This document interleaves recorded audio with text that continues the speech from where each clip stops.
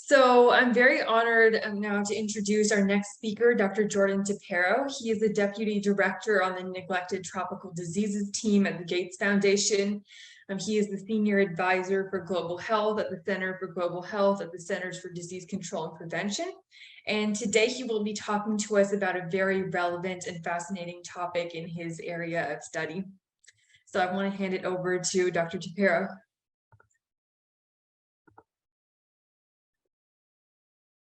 Can you all hear me? Yes. Okay, great. I'm trying to share screen, so let me just make sure that I hear from one of you that you can see my screen. Yes. Okay, great. So as was mentioned by Mir, I'm Deputy Director at the Gates Foundation for Neglected Tropical Diseases. And before joining the Gates Foundation in 2018, I was with the Centers for Disease Control and Prevention in global health.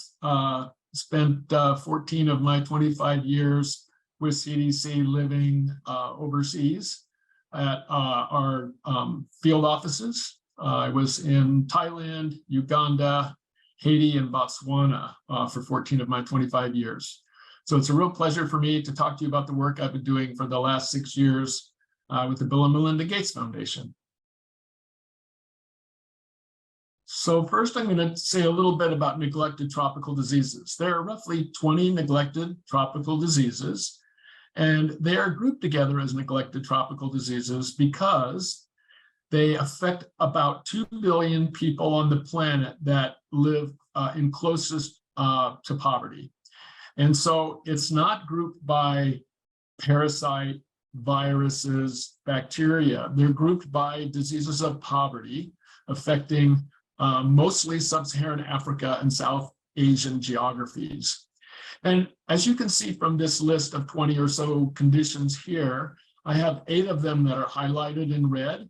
And those are the neglected tropical diseases that are on strategy for the Bill and Melinda Gates Foundation.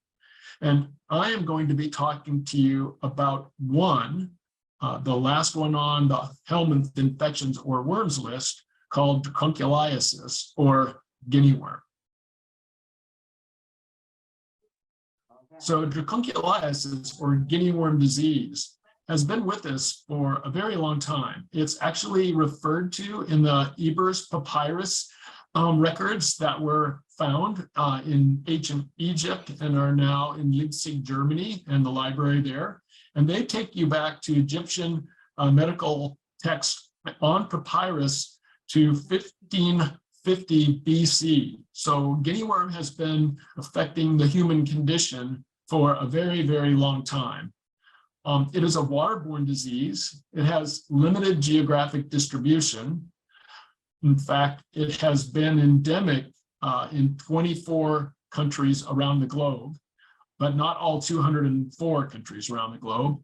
There's no known vaccine. There's no known immunity once you acquire infection to future infections. There is no oral or injectable treatment if you have guinea worm.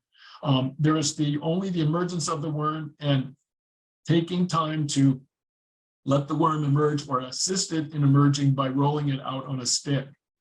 Now, the name for dracunculiasis is derived from Latin, and it means the little dragon from Medina. The jar that you see there shows a female worm all coiled up in some sort of acetone, and it is about 1 meter or a yard long.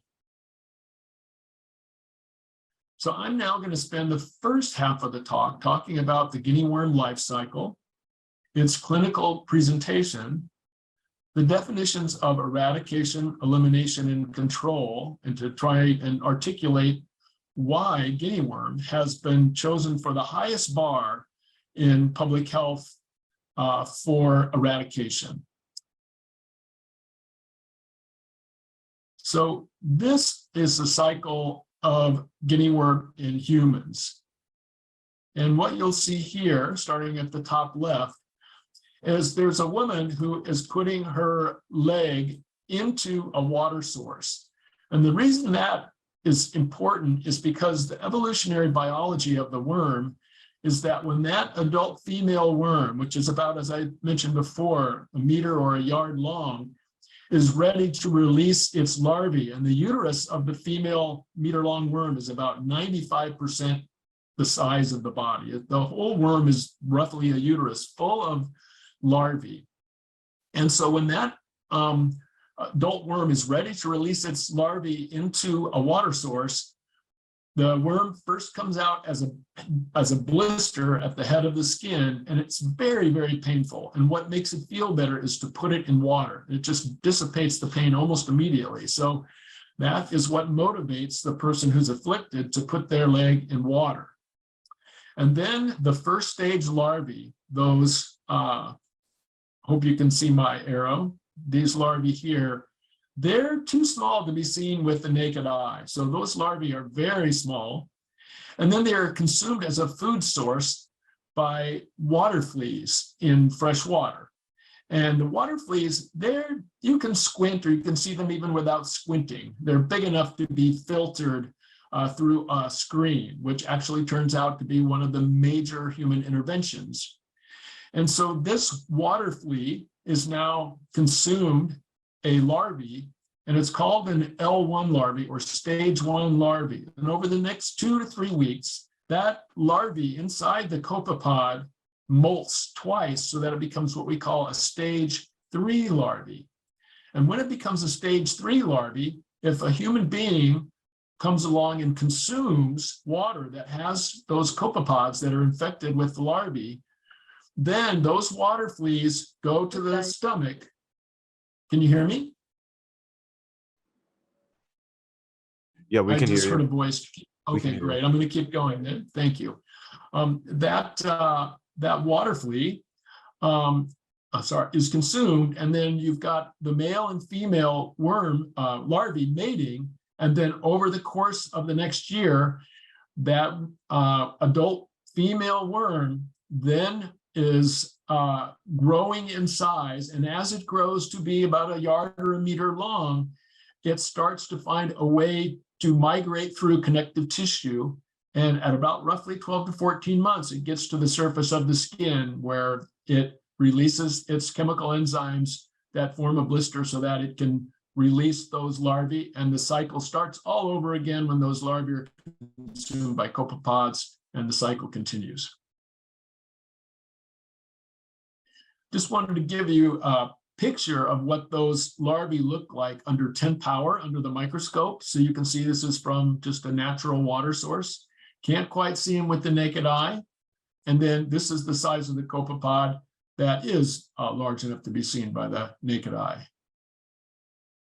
Now, I just want to give a content warning. If anyone is upset by seeing images of human skin with an emerging worm, please avert your eyes or take yourself off the rest of this discussion for maybe the next 3 or 4 minutes. I don't want to upset anyone. So here's a clinical presentation of 2 patients with the worm first emerging from the skin. So you can see that it's kind of like the size of a spaghetti noodle in terms of its diameter. And you can see behind it emerging from the skin is this serpiginous worm that's all coiled, and the whole thing needs to come out. If you break the worm when it's trying to come out, you'll have a lot of sustained pain for weeks, if not months, before the human body can degrade the worm. So you need to take your time. Sometimes it can take many days, if not a week, for that worm to fully emerge itself. And these are many clinical pictures of, you can see medical support teams trying to help a person with a worm emerging over several days. And so the worm likes to be induced to come out when it's in a water source. So you'll also have usually a bucket of water there to put water on the surface of the skin, and that tells the female worm that it's actually where it wants to be in natural water, so that it continues to release its larvae. So you want to do that away from a true natural water source that's drinking water. Do it in a bucket of water, and then you can throw that water onto the hot sun, and those larvae will die and not survive to go through the copepod stage. This is the classic image of rolling out the guinea worm on a stick that you'll see either as medical cartoons in the literature or in images like this. And here you can see that the worm that has emerged so far is not even 1/3 of the adult worm, more like 1/6. Now, most of the worms emerge on the lower limbs and the thighs. Some, though, however, worms, when they migrate in places even less friendly, like the abdomen or the chest or the upper arms. And it's unpredictable where they're going to emerge until they are about 1 or 2 weeks away from emerging, and the worm is palpable and visible under the surface of the skin as that snake-like serpiginous entity I showed you before. So let's now talk about definitions of eradication, elimination, and control. All the NTDs, the neglected tropical diseases, NTDs, fall under these categorizations. So starting at the bottom, control means reduce the incidence of disease or prevalence in a community, as well as the morbidity and mortality to low or acceptable levels.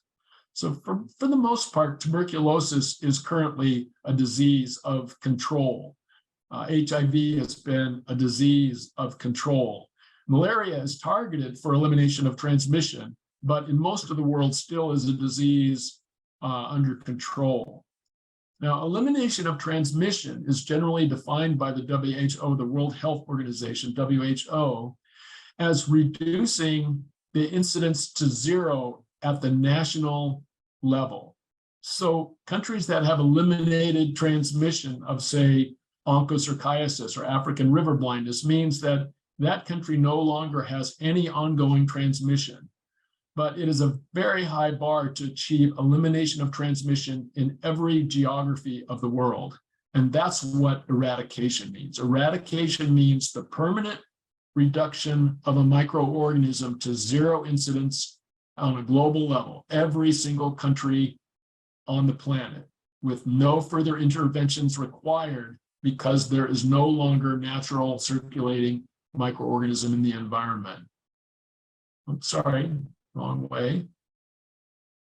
So what makes a disease eradicable? There's a lot of text here, but there's 2 issues that I'm going to talk about in the remaining time that we have together that are going to be important to remember. We would never, at the WHO level, pick a disease for eradication that had a non-human reservoir.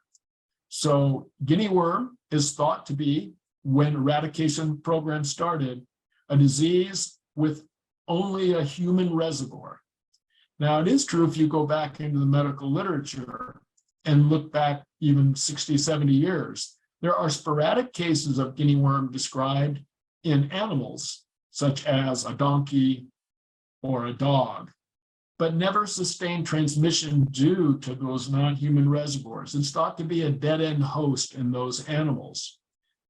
Another thing that I want you to remember is that there has to be an effective intervention that we can use for achieving eradication. And for guinea worm, there is no vaccine, there is no treatment. But we do know that if we filter the water from those copepods and use a safe larvicide in applying it to water bodies that people would drink as their natural drinking source, if we can eliminate the circulating larvae in the water with this larvicide, or filter out those copepods from the water, then you have an effective intervention. The trouble with our intervention is that it takes over a year to know whether you've been effective. Communities that have guinea worm disease, they know what it is. They don't like it. They want to get rid of it. And it's the importance of educating that community to not let their worm, when it comes out a year later, get to a natural water source. Use a bucket of water. So through education, you can motivate a community to eliminate transmission in that village in 1 to 2 years' time. The next thing is the political support. As you're going to see coming up, the last 5 endemic countries for guinea worm disease are countries that are very challenging by health insecurity and political insecurity. And that makes it very hard for the program to work in those geographies. So what diseases have been targeted by the World Health Organization and its member states? So member states, World Health Organization is an agency under the United Nations umbrella. And there are currently 204 United Nations member states. And those member states were able to first pick smallpox as the only human disease targeted for eradication. And that eradication objective was achieved in 1980. Since then, the only smallpox virus remaining on the planet, as far as we know, is in public health freezers in Russia, in the United Kingdom, and in the US. And roughly every year or so, the World Health Assembly meets once a year in May. They talk about these three laboratories destroying their last frozen specimens of that virus. And we still, in the United States military, vaccinate our troops against smallpox, because smallpox has roughly, in a vaccinated or a community that has seen a lot of smallpox, about a 30% mortality. But as we know from European exploration into the Americas, mortality in a completely unimmunized population can be as high as 80 or 90%. So smallpox eradication is the only human disease eradicated that we know of. There is an animal infection called rinderpest that was targeted for eradication and was successfully achieved. And then after smallpox was eradicated, the Centers for Disease Control and Prevention in Atlanta spent 6 years piloting whether guinea worm could be eradicated through education of communities, the provision of water of screens for screening water, or pipe filters that people working out in the field or out hunting could use to drink water from an open water source by sucking water through a pipe. And that was very successful in demonstrating that at a community level, guinea worm could be eradicated from small geographies. And so in 1986, the World Health Assembly, all member states agreed to target guinea worm as the next human disease for eradication. 2 years later, polio virus was also targeted for eradication. Now, smallpox and polio, they have effective vaccines as tools, along with social mobilization and education to help achieve eradication. Guinea worm has only application of larvicide as well as education and filtering water. So filtering surface water to remove infected larval three-stage copepods is what is universally done in the countries that are affected. And then this is an example of how their drinking water sources are applied to get the right concentration of larvicide so that the water is perfectly safe for drinking, but exterminates any swimming larvae in the body of water. So where are we in 1986? Well, there were 3.5 million infections in 1986. And over the course of guinea worm eradication across 24 countries, elimination of transmission at the country level was achieved. And there are only 5 countries remaining that are still with guinea worm as being endemic. That's Mali, Chad, South Sudan, Ethiopia, and Angola. 2 countries haven't had cases reported for many years. One, the Democratic Republic of Congo, and sorry, that should read December 2022. They were certified as having achieved elimination of transmission at a national level. And the last is Sudan, that hasn't had cases for over a year. And they were just about to have the last WHO team go in to look at surveillance data and certify that they had achieved elimination at the national level, but the civil war started. I'm sure you've all heard about that in the news. And then in 2012, a surprising finding was seen: the emergence of guinea worm in dogs. It was 27 dogs in Chad along the Chari River, and I'll show you a picture of Chad in a minute. And the next year, it was over 100 guinea worms. In other words, the surveillance team started looking more aggressively. And over the next 5 or 6 years, the number of infections found in dogs and domestic cats, small number of domestic cats, grew by 2018 to over 1,400 infections along the 600-kilometer long Chari River. And the peak year when we started really ramping up surveillance for guinea worm infection in animals happened in 2019. And then we changed our intervention strategy. I'm going to talk about that next. And so we're starting to finally see a decline. While concurrently, these infections have been so high in non-humans, the number of infections in humans achieved its all-time low in 2021 and thereafter 2022 with 15 and 13 and 22. And so far in 2023, there have been no human infections reported. So our challenge now is the unexpected emergence of a domestic animal reservoir. And secondly, in 2018, there was a human outbreak in Ethiopia among commercial farmers who all came in for 3 months to work at a farm, drank water that was contaminated, went off around Ethiopia, and then there were 17 cases sporadically reported around the country. So the epidemiological investigation linked it all back to a single water source. And then the following year, a baboon inadvertently trapped by a father and son in one of their hunting traps found a baboon with an emergent worm. So we had to start looking at guinea worm infections in baboons in Ethiopia and started to find them all around that commercial farm that I just spoke about. I don't know why I'm having trouble advancing, but I'll figure it out.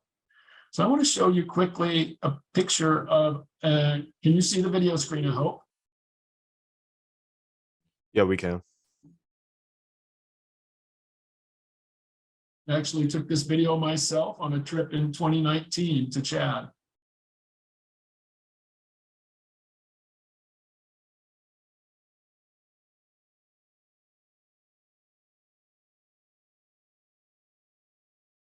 You can see they're keeping the limb moist.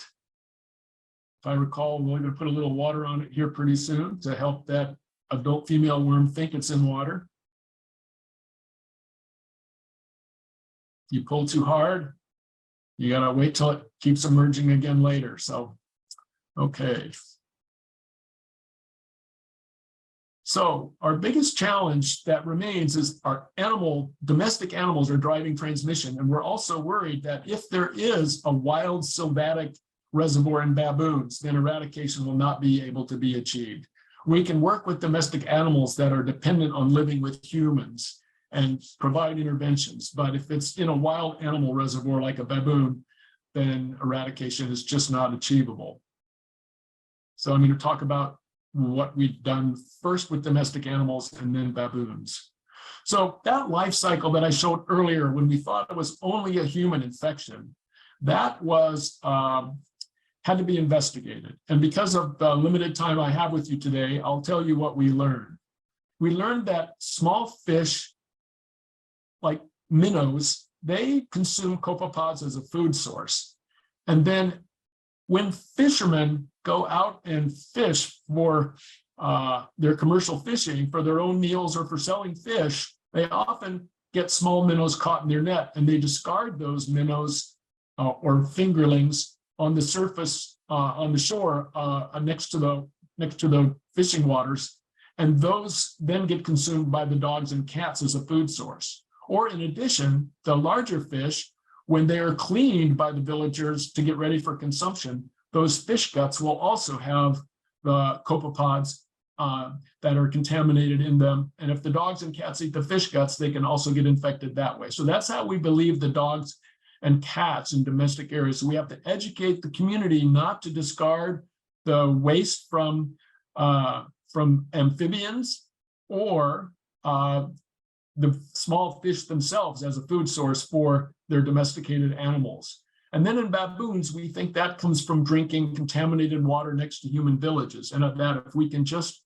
treat the water where the baboons which only have about a 5-kilometer radius that they work in, and then also larvicide the water around those baboons, we can make sure we don't have an advancing baboon reservoir. So health education now extends not only to human beings, but human beings that live around their domesticated animals, and making sure that we apply the larvicide to the areas not only where humans have recently had infections, but also to the bodies of water that the baboon troops migrate through. So these are where the last cases in 2022 were reported in humans in red and in animals. 4 infections in South Sudan, a handful along the 600-kilometer Chari River, which forms the border with Cameroon, a very small geographic area in Mali, and then a border area on the Angola side in Namibia. And then, oh, sorry, I'm going to go back for a second. This area in Chad is what I'm going to show you on the next map. You can see that all along the Chari River, there are infections that have been reported. And then all along, this is called the Lagon River, which forms the border with Cameroon. This is the top of Cameroon, northern Cameroon. This is called the Duck's Beak of Cameroon. And so we have infections along here, and the distance between here is not far. So it's not surprising that dogs have taken it from Chad to that area. So this is a Google map along the Lagon River. This is the capital N'Djamena, and this is the Dari River, and this is the Lagon River. And I'm going to show you this area here, where there is a large fishing migration community every year that gathers. And you can see the size of the nets and how they might catch small fish, too small for commercial consumption or for family eating, but lead to the fish being discarded on the shore. You can see how they dry the fish in the sun or prepare the fish, open up, remove the innards. We have to make sure those innards are not thrown down for the dogs. Educating the communities about the life cycle, as we've discussed today, and how important it is to motivate the kids to be part of taking care of making sure as well that the adult fishing doesn't lead to ongoing risk of transmission. And you can either burn the fish entrails or you can bury them in village provided buckets for when they're cleaning the fish, and then either burning them later or burying them. And again, these are the small fish that get caught in those nets. So one of the strategies for dealing with the dogs is tethering the animals. Now, the first thing that comes to mind for many is, why don't we just euthanize all the dogs and cats in the villages where these animals have emergent worms? And the reason we don't do that is we would lose the support of the communities. These animals are a little bit different than just domesticated pets that we love to hug and give us happiness in our homes and in our environment, but they're actually help protect their small wildlife like ducks and chickens, and also are guards for their villages at night. So we need to keep the animals healthy and also give them a means. If a village has been affected by guinea worm in an animal or human, then we have a proactive tethering program where they get tethered to and are taken care of by the kids. There's the proactive tethering, as you can see here. And then we ramped up our surveillance, where the surveillance workers that used to just go into villages 2 times a week and educate about guinea worm prevention, make sure there were filters being used and larvicide was being done. Now they go in more to see the animals than the humans, and to palpate the skin of those animals and look for emergent worms. And then also the animals that used to be fearful of these strangers coming in are now given small snacks, and they actually welcome them, and they come in several days a week. We've also provided a program where the villagers feed these animals. And quickly, I'm going to talk about 3 other pieces of data, and that is when we revamped the program in 2018 to drive it down from 2,000 animal infections globally in 2019, we ramped up the reporting of rumors. So we give villagers that report a suspicious animal or human with a pre-emergent worm with 3 bars of soap. And if that worm actually emerges and then is genetically sequenced to show whether or not it's guinea worm, and it is, they'll get the equivalent of about $80. And in communities that are making about $2 a year, $80 is a lot of money. So there's a lot of motivation to participate. And we believe now that almost all suspected animals are being reported because the proportion of those rumors that turned out to be true guinea worm infections was 6% in 2018. And in 2021, 2022, and even now in 2023, it's well less than 0.5%. The other thing is we've expanded the tethering program to villages now that have any infections, and there is small reimbursement for tethering the animals, and then expansion of the vector control to not only villages that have had a guinea worm, but adjacent villages. And we've seen sustained reductions so that in 2019, the peak year where there were 2,000 animal infections, and this year we're down to 56 so far. It's a seasonal disease, so that's why we have to always look at it through a whole time course or the same period of time throughout the course of a year to make comparisons on how things are looking. So I'm also going to show you next what are our programmatic and research agendas. So we are going to talk a little bit about baboon ecology. There is also some genomic sequencing we do. We sequence all the worms and look at their comparative characteristics.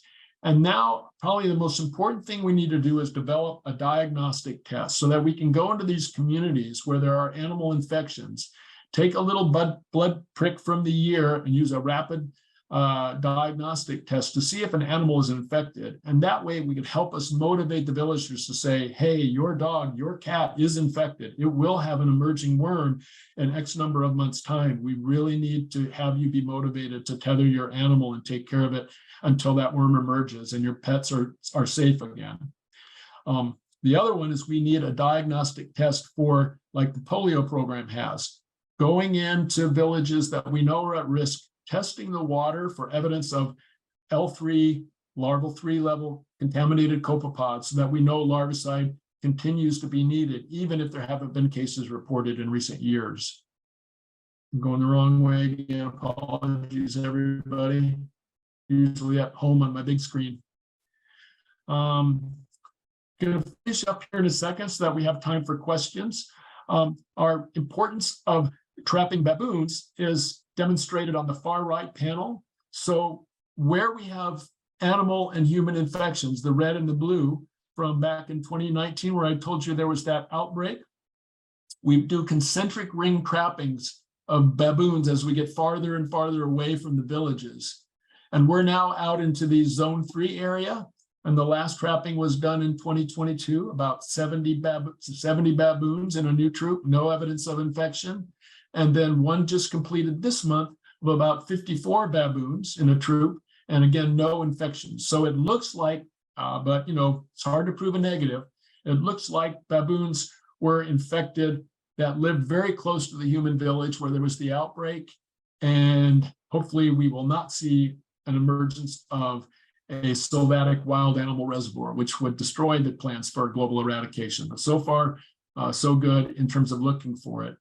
So now I'm going to take some questions and appreciate your paying attention so far. Let me see if I can, should I keep sharing screen or would you rather me Either just go way ahead? is fine. Okay, great. Yeah, thank Go you so ahead much, and- Dr. Tappero. Sure. Yeah, this was such an amazing and informative presentation, and it's actually so good to learn about something that's so neglected we don't typically learn about. So I think that's really amazing. So yeah, we do have time for a couple questions, and I think Louise has a question, so go ahead. Yeah, thank you so much for the presentation, Dr. Tappero. So my question is, do you have to face like foreign government resistance in your work? You know, that's a really important question, Louise, because the political instability makes it a real challenge. I probably didn't get credit where credit was due in the beginning, and that is who is responsible for implementing the global guinea worm eradication program.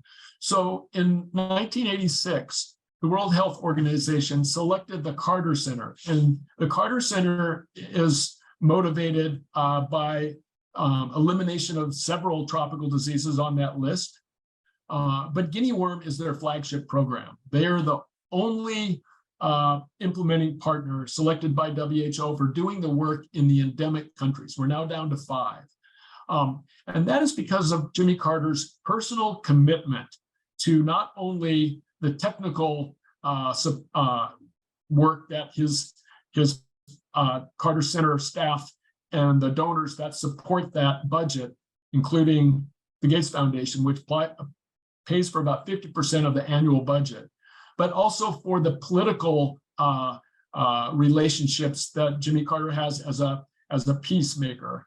And President Carter and his wife Rosalind, as you know, have done everything from monitoring elections, but they're also very active in trying to broker peace agreements when there is political instability in countries. So the Carter Center has amazing relationships, and all those last 5 countries have had, 4 of the 5 have had recent coups, and 1 is bordering on one, and they are all able to have the trust of the Carter Center and their implementation program that has been able to so far survive these disruptions, although it is harder to do the work because of their own safety, the staff in the field. Thank you. Thank you so much. Yeah, we have a true, still living national treasure in President Carter. I think you've all heard that he's in hospice now at home. He's actually okay. He just doesn't want to go to the hospital again. He had 3 hospitalizations in late 2022, and he said, I don't want to go back. So fortunately, he's fine. His wife, Rosalind, I think they celebrated their 77th wedding anniversary just 2 days ago. Yes, thank you so much, Dr. Tappero. This was such an amazing presentation. Thank you so much. We really appreciate your time today. Well, thank you. I hope I helped you all understand the handful of diseases that have been targeted for eradication by humans and the challenge that the guinea worm eradication program has with this surprise emergence of a domestic animal reservoir, and wish us all luck, wish the Carter Center luck that we can still get behind this and give President Carter his greatest dream. Yes, for sure. Good luck to you all in your work. Bye, everyone. Bye.